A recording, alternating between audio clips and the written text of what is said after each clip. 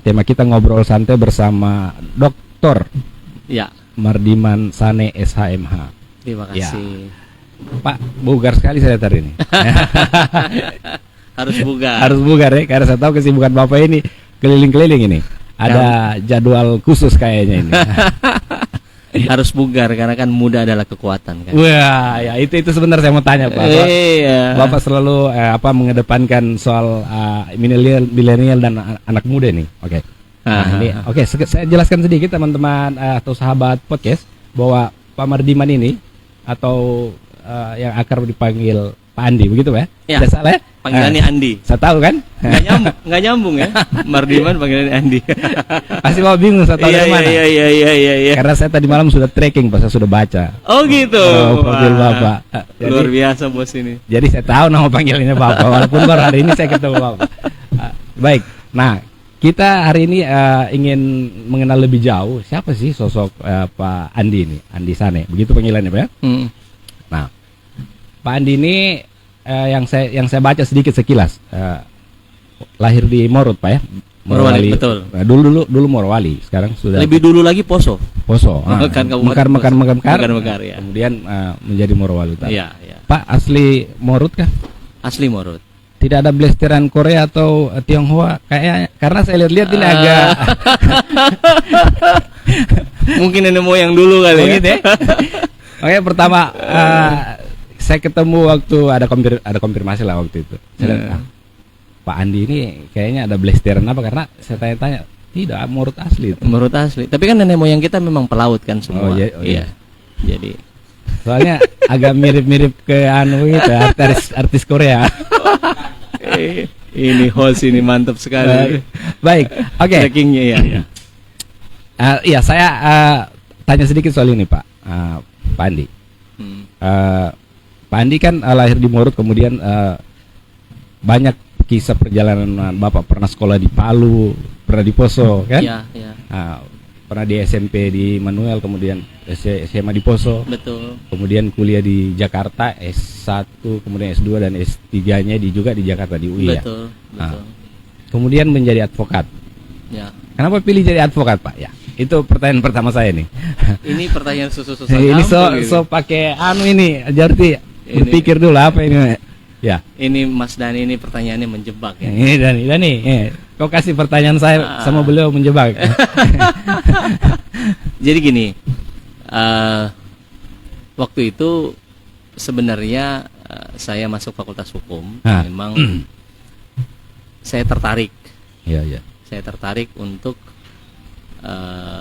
mengurusi atau dengan isu-isu hukum, makanya saya masuk Fakultas Hukum.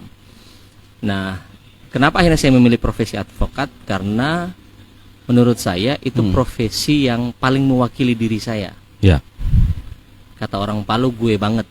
Gitu ya? Kata orang Palu, bukan orang Betawi. Orang Palu yang lama di Jakarta. Karena sebagai advokat saya bisa mengekspresikan, bisa melakukan hal yang menurut saya benar dan sesuai dengan aturan hukum, tanpa quote and quote dipengaruhi atau ditekan oleh kekuatan yang memang saya dari awal memang saya orangnya lebih cenderung independen. Saya tidak menyudutkan siapapun yang menjadi pegawai atau karyawan. Saya memang dari awal kayak memang nggak pengen jadi bawahan siapapun.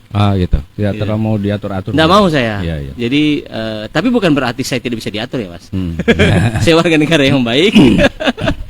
Cuma dalam urusan pekerjaan saya memang maunya melakukan hal yang menurut saya benar, apalagi di kampus dengan dulu juga saya mantan aktivis. Ya, saya baca. Jadi lebih ke arah bahwa dengan menjadi advokat saya bisa mengekspresikan diri saya dan tidak hanya sekedar bekerja. Gitu. Ada pengabdian di masyarakat. Begitu? Ya. Karena kan kata Buya, saya lupa siapa, tapi itu orang bijak, dia bilang begini, kalau kerja sambil kerja, dia bilang monyet di hutan juga kerja. Nah, kalau makan hanya makan, babi hutan juga makan. Ya. Nah, jadi kita bukan hanya kerja untuk makan, tapi ada pengabdiannya di sana. Setuju saya itu, Pak. Baik. Iya. Bapak juga saya baca profilnya sebelum menjadi advokat seperti sekarang ini. Ya. Nah, Bapak magangnya itu di tempat magang advokat yang luar Kaligis ya. Nggak usah sebut merek. Nggak apa-apa. Tapi dengan begitu track recordnya Bapak bisa ditahu dong. Siap. Dari mana saja Bapak belajarnya, kemudian di UI kemarin kan? Ya. Nah, siapa yang dia tahu UI, Pak? Alumni UI, siapa yang dia tahu? Sama dia alumni Untan. Sama. Maksudnya kalau di Jakarta UI Kalisnya ada Untan. Betul. Pasti keren. Semua keren. Namanya dunia pendidikan pasti keren. Pasti keren. Siap. Baik, Pak. Pandi, saya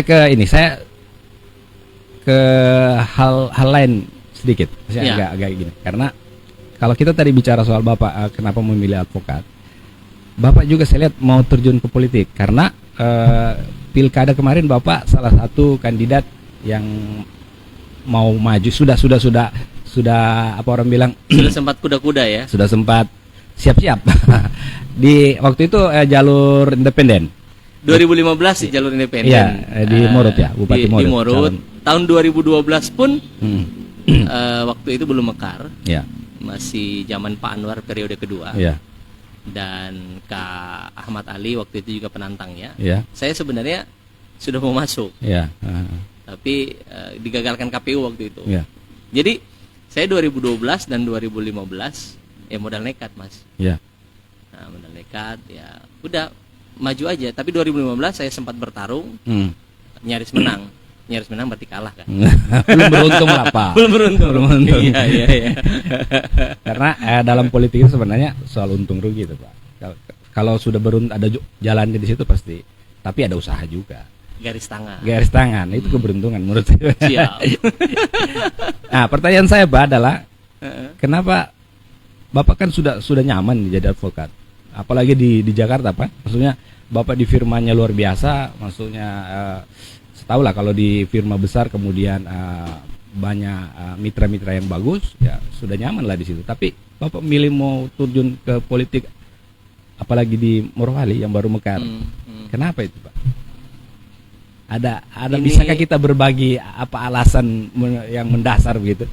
Alasannya karena saya orang Morut mau mengembangkan atau bagaimana? Alasannya sebenarnya lebih ke ya pengabdian juga. Ya. Terus saya melihat begini. Ya. Ini serius nih kali. Baik. Saya kalau udah serius jadi beda. Bahas daerah yang serius ini, Pak. Bahas daerah serius. Ya. Jadi memang alasannya sebenarnya sangat sentimental. Sangat sentimental karena bagi saya daerah kelahiran saya itu seperti ada pepatah mengatakan sejauh-jauhnya bangau terbang. Ya. Kembalinya kan ke Kubangan juga. Busu-busu kampung sendiri. Tetap dirindu. Ini kampung sendiri. Tapi motivasi utamanya itu begini, Mas. Kita bersyukur Sulawesi Tengah ini, ya, Morowali khususnya, itu dikaruniai Tuhan oleh kekayaan alam yang luar biasa. Ya, semua orang tahu, Pak. Ya kan, semua orang sekarang bahkan berlomba-lomba smelter nikel terbesar di dunia itu di sana. Ya. Ada satu hal yang memang menjadi concern saya, bahwa dimanapun di seluruh dunia, tambang itu pasti merusak alam. Coba tunjukkan ke saya tambang yang tidak merusak. Yang namanya mengambil dari kulit bumi maupun dari dalam bumi itu pasti merusak. Saya khawatir suatu saat akan ada bencana ekologis. Kita menghindari tambang itu hal yang mustahil, Mas. Karena kehidupan modern, kalau kita berhentikan pertambangan itu kita kembali ke zaman batu. Kenapa? Di tempat kita podcast ini aja, ini semua barang tambang, ini tambang nih, Mas. Iya. Betul. Ada nikelnya nih, Pak. Handphone yang kita pegang ini semua tambang. Jadi kita mau menghentikan tambang itu adalah hal yang mustahil. Nggak mungkin di dunia modern ini kita menghentikan itu. Tapi di sisi lain, saya merasa terpanggil karena begini, posisi tawar Ya. antara investor sama masyarakat. Dalam ya saya bicara masyarakat umum ya. Ya, ya. Masyarakat umum pasti posisinya lebih lemah masyarakat umum. Ya. Karena investor ini dia punya segalanya, dia punya uang, Ya. dia punya akses ke kekuasaan, Ya, baik. dan lain sebagainya. Nah, di kampus Ya. saya menjadi aktivis dan teriak-teriak Ya. di luar pagar. Ya. Kadang didengar, tapi lebih sering dikejar polisi. Kan begitu. Saya pun mahasiswa pernah dikejar juga. Sama-sama. Nah, jadi dari situ saya melihat bahwa saya tidak mungkin terus-menerus berada di luar. Ya. Out of the box. Saya harus masuk ke dalam. Ya. Saya harus masuk ke dalam. Atas dasar itulah kemudian kalau Mas bilang tadi bahwa di Jakarta ya puji Tuhan, alhamdulillah hidup saya udah cukup sebenarnya. Ya. Sudah cukup untuk keluarga, untuk orang tua, sudah sangat cukup. Tapi kan hidup tidak hanya sebatas itu. Saya harus tidak berhenti di situ, Pak. Turun untuk melihat dan juga menyerap aspirasi. Dan itu menggugah hati saya. Makanya tadi saya bilang alasannya sentimental sebenarnya. Iya, iya. Sentimental, alasannya pribadi. Nah, jadi saya ikut pilkada pun saya berharap waktu itu saya bisa duduk di kekuasaan. Tujuannya tidak lain dan tidak bukan supaya pemanfaatan kekayaan hasil bumi ini benar-benar sesuai dengan pasal 33 Undang-Undang Dasar untuk sebesar-besarnya kemakmuran rakyat. Rakyat yang mana? Ya, kalau tambangnya di Sulawesi Tengah, ya. Secara umum memang rakyat Indonesia. Tapi kan secara khusus masyarakat paling dekat. Sulawesi Tengah dan lebih khusus lagi masyarakat yang terdampak. Ya, yang lebih dekat tambang. Di lokasi. Pastinya. Siap. Setuju. Itu, Mas. Iya. Asik ya. udah cukup serius ya. Oh iya, saya lupa tadi memperkenalkan teman-teman sahabat podcast bahwa Pak Andi ini juga wakil ketua DPD Partai Demokrat, betul Pak ya? Sulawesi Tengah. Sulawesi Tengah. Ya. Itu. Saya tahu juga, Bos. Baik. Canggih radarnya nih. Tinggi antenanya Bos ini. Harus semua begitu, Bos. Semua siaran dapat ini.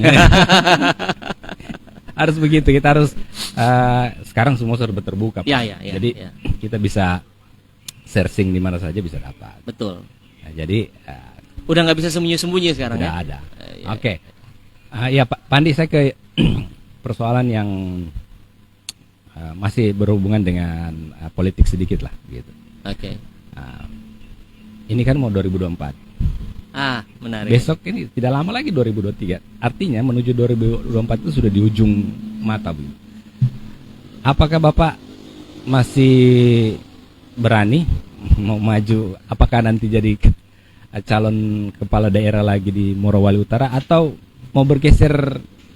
Kan banyak, Pak. Ada yang mau jadi legislatif atau? Ini menarik lagi nih pertanyaannya nih. Menarik. Pertanyaan menarik. Tapi saya serahkan sama Pak Andi nih. Pak Andi mau jawab juga bisa, tidak juga tidak apa-apa. Tapi, jawab dong. Tapi saya kira publik pengen tahu, Pak. Siap. Jadi kalau Bapak tidak jawab, nanti kecewa penonton kita. Iya ya. Kecewa penonton podcast. Jadi gini. Tahun 2024 itu kan pilkada dan pileknya dilaksanakan di tahun yang sama. Ya. Meskipun tidak serentak. Ya. Itu berdasarkan undang-undang pemilu yang baru. Kalau saya tidak salah, kalau tidak salah benar. Mudah-mudahan tidak berubah lagi, Pak. Oh, mudah-mudahan. Kalau saya tidak salah itu pemilu legislatif dan DPD serta Pilpres itu di tanggal 14 Februari. Baik. Di hari kasih sayang itu ya. Supaya kita ini walaupun kita bicara politik, kita juga tidak boleh lupa bahwa itu adalah hari kasih sayang ya. Supaya pemilunya penuh dengan kasih sayang. Damai. Nah, kemudian kalau nggak salah di bulan November itu baru pilkada serentak. Ya. Jadi memang ada dua kontestasi yang di dua ruang yang berbeda. Kalau saya sekarang memang saya persiapkan dan mohon doanya. Memang sih di podcast ini saya tadi sempat tanya ke bos-bos, saya bilang, saya agak-agak insecure sebenarnya ini. Iya. Ini podcast terkeren di Kota Palu, Sulawesi Tengah ini. Saya dengar-dengar. Karena saya juga antenanya tinggi loh, Mas. Oh, Saya gitu juga ya, sama saya berarti. searching juga ini.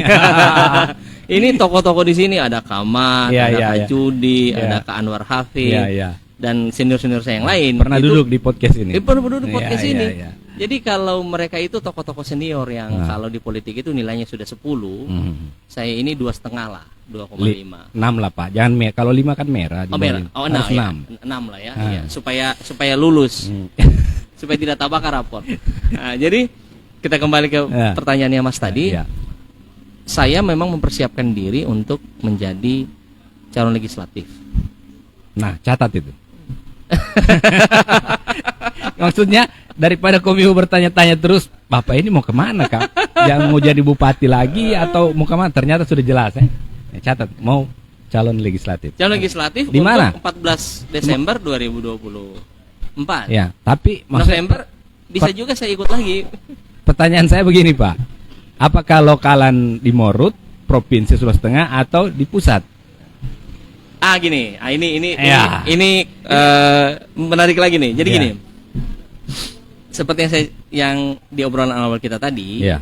ketertarikan saya itu memang secara sentimental dan secara pribadi memang lebih fokus pada penyerapan aspirasi dan bagaimana saya bisa berbuat untuk daerah kita ini yang merupakan salah satu sentra pertambangan terbesar di dunia. Ya.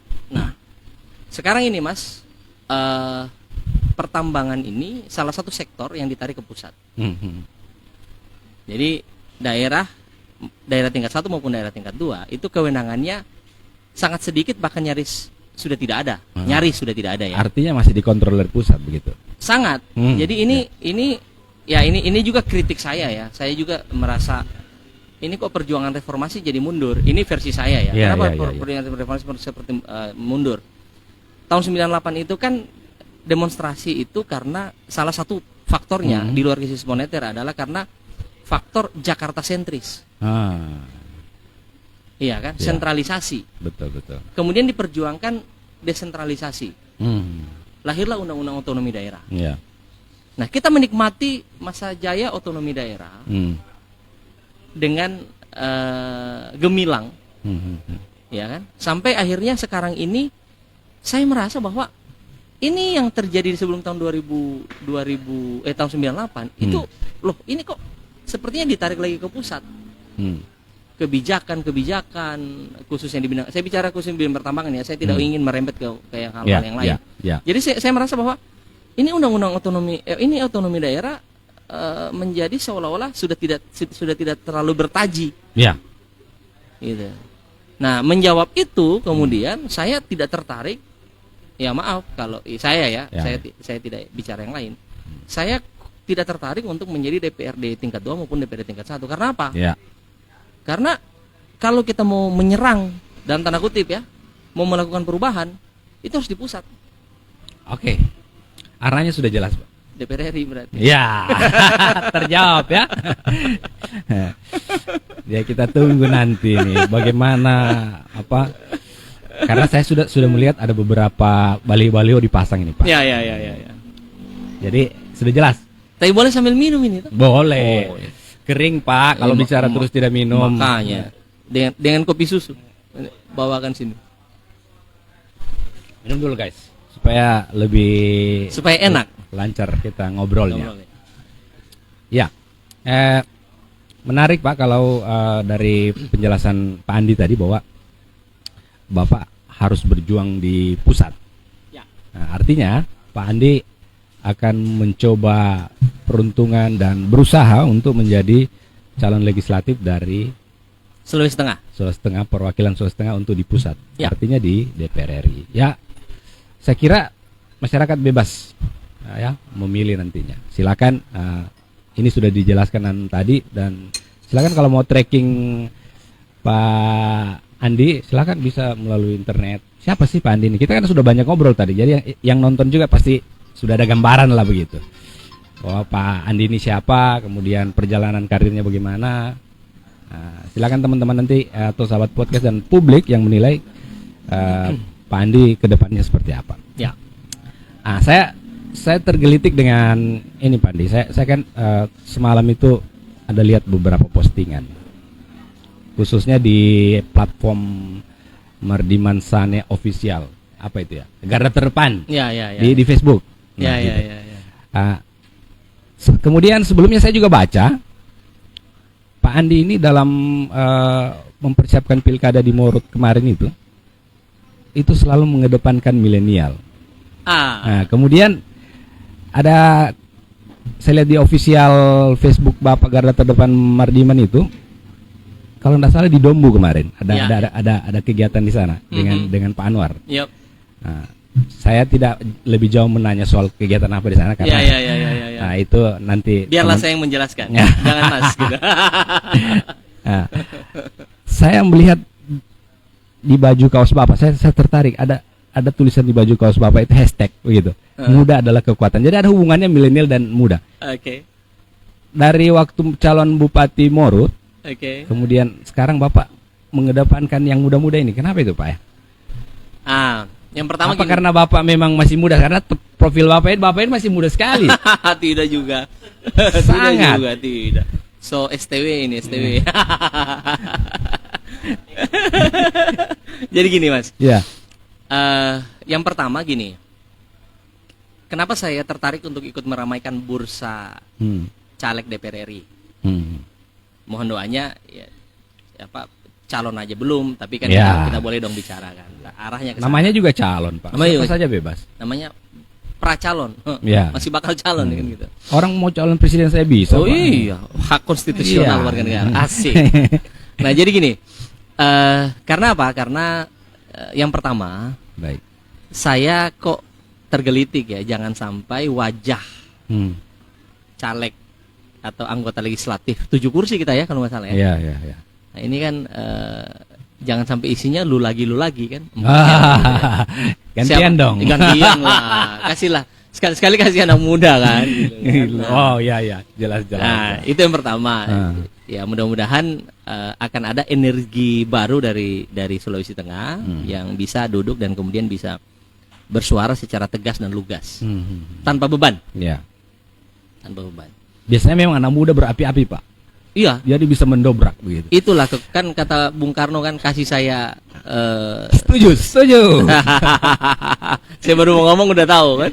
Lanjut Pak. Nah, kasih saya 10 pemuda, saya goncangkan dunia katanya kan gitu. Nah, terus hashtag di baju saya. Ya, saya tertarik itu. Siapa tahu ada barangkali sisa 1 lembar begitu. Iya. Oh, nanti personel podcast saya minta daftarnya. Setuju. Mantap. Jadi gini, itu hashtag yang digaungkan oleh Partai Demokrat. Oh, iya. Karena syukur alhamdulillah, puji Tuhan, dari 9 partai yang lolos ke Senayan. 9 partai yang lolos di Senayan, yang hari ini ada wakilnya duduk di Senayan. Ketua umum saya yang paling muda. Iya Pak. Demokrat, Pak Ahaye ya. Semua orang tahu Pak. Pimpinan partai termuda siapa? Iya kan gitu kan. Jadi kita mau ikut yang muda-muda. Iya. Anak muda bukan berarti dia muda tidak bisa Pak. Oh iya. Pembuktiannya kan? Iya. Karena memang begini Mas. Saya juga terinspirasi. Iya. Jadi ada satu ayat dalam kitab suci saya, kebetulan saya Nasrani. Iya. Dia bilang begini, jangan seorang pun menganggap engkau rendah karena engkau muda. Baik. Jadi kemudaan itu sebenarnya adalah kekuatan. Tapi kekuatan yang harus dikontrol oleh intelijensi. Ya betul. Nah, kembali ke yang Mas bilang tadi, senior saya Pak Oce Kaligis. Ya. Kita kembali ke tadi. Dia berpesan kepada saya, dia bilang begini, kalau mau jadi advokat yang hebat, itu modalnya 2. Yang pertama berani, yang kedua pintar. Iya.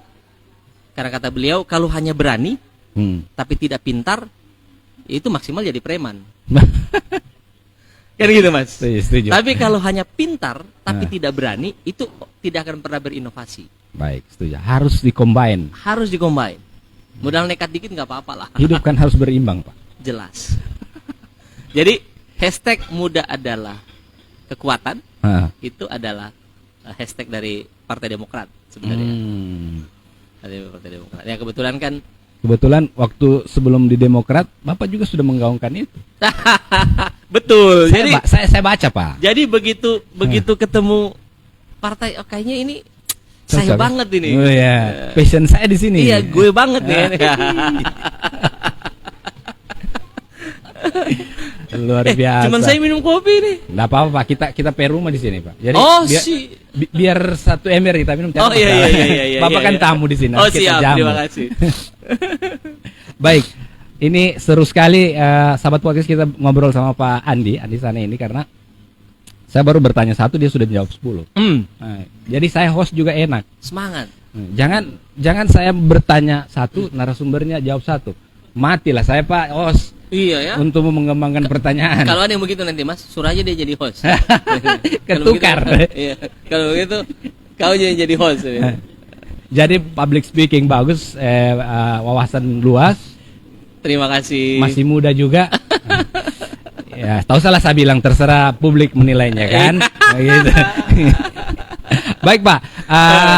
Saya yakin Bapak banyak jadwal, banyak agenda hari ini. Ya. Dan sebentar katanya jam 2 mau ke Donggala lagi. Ya. Kita juga dibatasi waktu. Ya. Nanti kebanyakan kita ngobrol orang bosan, Pak. Mudah-mudahan tidak lah ya. Mudah-mudahan tidak. Untuk itu saya, soalnya hostnya kan smart dan menginspirasi, jadi saya yakin tidak akan bosan orang. Kamu udah apa? Kita tende deh, tende uang. Palu dilawan. Palu dilawan. Ini Palu, Bung. Kota 1000 tende, sejuta tende. Baik, Pak Andi, saya ingin di akhir atau di penghujung obrolan santai kita ini, saya ingin Pak Andi closing statement apa yang mau disampaikan ke publik. Bisa di khusus di Morut kah, atau kayaknya deh, Pak, di Sulteng lah, karena tadi kayaknya Bapak butuh dukungan masyarakat Sulteng secara umum ya. Ya. Apa yang Bapak mau sampaikan begitu di podcast kita hari ini sebagai closing statement? Ya, terima kasih, Mas. Jadi gini, Sulawesi Tengah ini adalah daerah penyangga dari ibu kota baru. Saya bicara yang update saja, sekalian juga untuk closing statement. Berarti kan kota ini dan provinsi ini punya keniscayaan untuk maju yang besar. Setuju. Karena makin dekat dalam spektrum kekuasaan pusat dalam hal ini. Jadi pesan saya kepada teman-teman di Sulawesi Tengah, jangan berkecil hati. Kita bangkit dari bencana yang 2018 itu cukup porak-poranda, tapi salah satu, saya pernah baca di satu media nasional, mereka kagum dengan Palu, salah satu daerah yang paling cepat pulih, baik secara ekonomi maupun secara keberdayaan masyarakatnya. Mudah-mudahan apa yang terjadi di Palu adalah gambaran juga dari Sulawesi Tengah pada umumnya, bahwa masyarakatnya adalah masyarakat yang semangat, masyarakat yang optimis. Amin. Nah, tetap pertahankan itu. Provinsi ini suatu saat akan menjadi provinsi yang terdepan. Kita sedang mengarah ke sana, kan gitu. Dan saya berdoa juga ini Palu menjadi salah satu motor penggerak, ya, inspirator, ya, untuk teman-teman, supaya ke depan Sulawesi Tengah ini bisa menjadi provinsi yang sejajar, bahkan terdepan dari 34 atau 33 provinsi sekarang di Indonesia. 34 ya? 34 provinsi yang ada di Indonesia. Itu closing statement saya. Tetap semangat, tetap optimis, gitu. Karena di mana ada semangat itu menular, kata Henry Ford. Kalau kita semangat, orang-orang di sekitar kita semangat, energinya tersalurkan, kemajuan di depan mata. Jangan lupa anak muda didukung. Jelas. Wow, saya kalau ngobrol sama Pak Andi biar sampai malam ya habis bahan saya ini. Iyo. Jadi banyak sekali yang harus kita ulik sebenarnya dari Pak. Nanti next time ada waktu yang lebih luang dari Pak Andi, kita ngobrol lagi deh pokoknya seputar apa, bisa soal hukum, ya, soal ekonomi, karena saya yakin Pak Andi yang punya banyak pengalaman di ibu kota, banyak pengalaman di bidang advokat, tentu hampir semua lini aspek kehidupan bisa kita ulik dari beliau ini. Ya. sebagai pembelajaran hidup, apalagi untuk kita yang di daerah begitu. Baik, terima kasih nih Pak Andi sudah mau menerima undangan kami. Terima kasih. Saya terima kasih diundang. Sama-sama Pak. Oleh ini Palu. Karena kan ini saya terima juga kasih. bilang tadi ini podcastnya orang-orang keren. Yeah, jadi saya sudah termasuk orang kerennya Sulawesi Tengah kalau udah masuk ke sini. Bapak juga biar tidak diundang di sini sudah keren Pak sebenarnya. Seperti pembukaan awal saya tadi. Baik, demikian ya. Saya akhiri obrolan kita bersama Pak Andi atau Mardi Mansane hari ini di podcast Palu, di ini Palu Top podcastnya orang Palu. Kita akan berjumpa lagi di podcast berikutnya dengan narasumber lainnya. Saya Roni Sandi dan Pak Andi Sane, Mardinan Sane. Saya Mardiman Sane, pamit. Terima kasih atas kebersamaan Anda. Assalamualaikum, selamat pagi. Saya Roni Sandi pamit. Sampai baku dapat. Sampai ketemu.